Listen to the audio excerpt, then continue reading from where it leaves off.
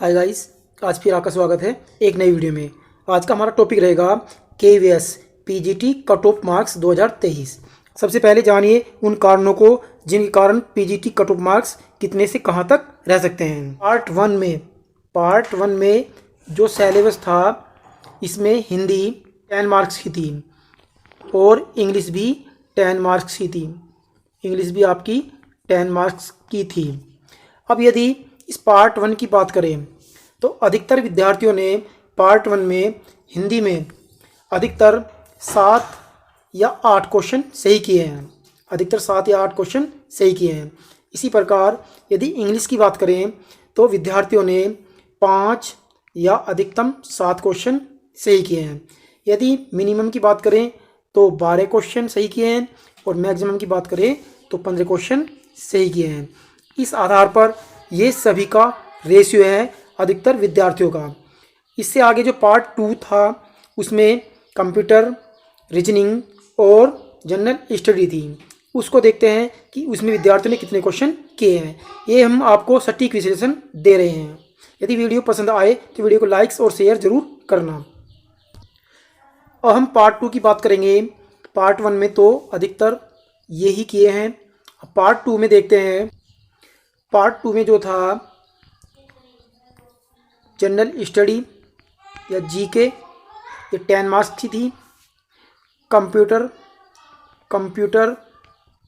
ये 5 मार्क्स का था और रीजनिंग भी 5 मार्क्स की थी। ये टोटल जो पार्ट था, ये टोटल पार्ट 20 मार्क्स का था। 20 मार्क्स। यदि हम अलग अलग पार्ट की बात करें तो जनरल स्टडी में सभी science, Hindi, English, math, physics, chemistry किसी भी सब्जेक्ट का यदि विद्यार्थी था तो जीके सभी की एक सी होती है। इसमें अधिकतर मिनिमम 5 या अधिकतम 7 क्वेश्चन किए हैं और कंप्यूटर में 2 से 3% सही किए हैं। 2 से 3% सही किए हैं और रीजनिंग में 4 या 3 क्वेश्चन अधिकतर सही किए हैं। यदि हम इसकी बात करें इस पार्ट की तो मैक्सिमम विद्यार्थियों ने जो क्वेश्चन सही किए हैं और जो मार्क्स लाए हैं वे 5, 2, 7 और 4 11 मार्क्स टोटल विद्यार्थियों ने प्राप्त किए हैं इन अलग अलग पार्ट में। ये भी सटीक विश्लेषण है। अब बात करते हैं पार्ट 3 की।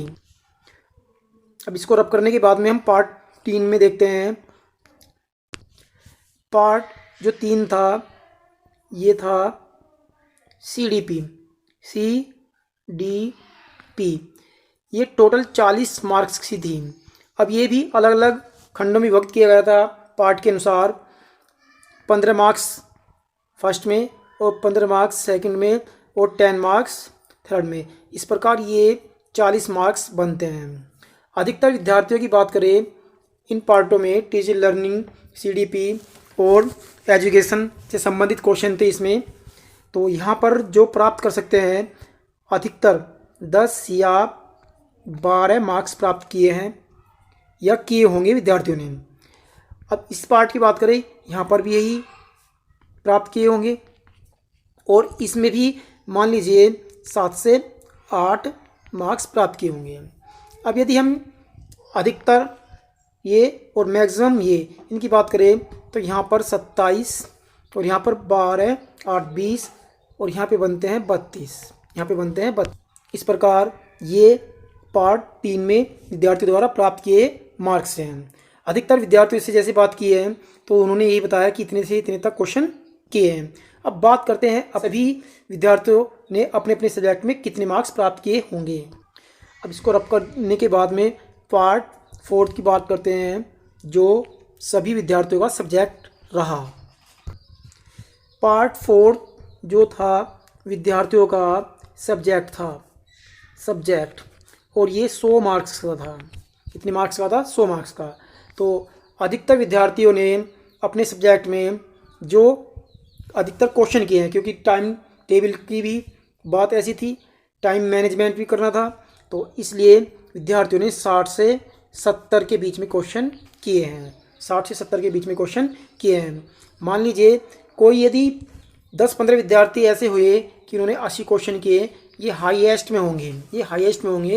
नहीं तो सभी विद्यार्थियों ने 60 से 70 के बीच में क्वेश्चन किए हैं। हम हाईएस्ट 70 ही लेते हैं। इस प्रकार जब हाईएस्ट 70 लिया जाए तो टोटल जो कट ऑफ मार्क्स निकल के आएंगे पार्ट वन से जो विद्यार्थियों ने क्वेश्चन किए हैं वे 12 मार्क्स प्राप्त किए। सेकंड पार्ट से विद्यार्थियों ने 11 मार्क्स प्राप्त किए। तीसरे पार्ट से विद्यार्थियों ने जो प्राप्त किए थे वे 27 थे।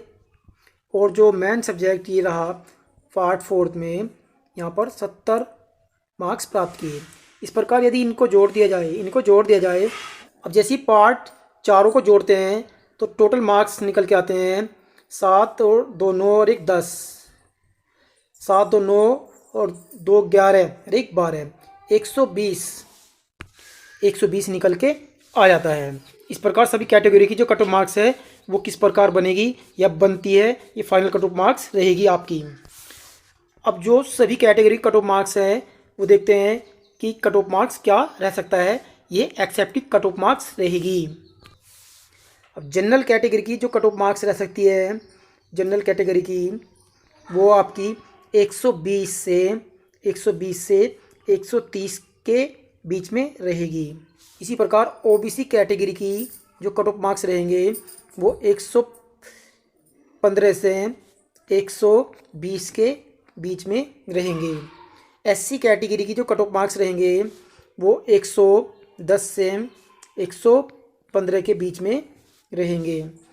इसी प्रकार लास्ट एसटी कैटेगरी रहती है, इसके 105 से 110 के बीच में रहेंगे। यही आपकी कट ऑफ मार्क्स रहेंगी। अगर ये वीडियो पसंद आई है तो इस वीडियो को लाइक कीजिएगा और चैनल को सब्सक्राइब कीजिएगा। Thank for watch classes.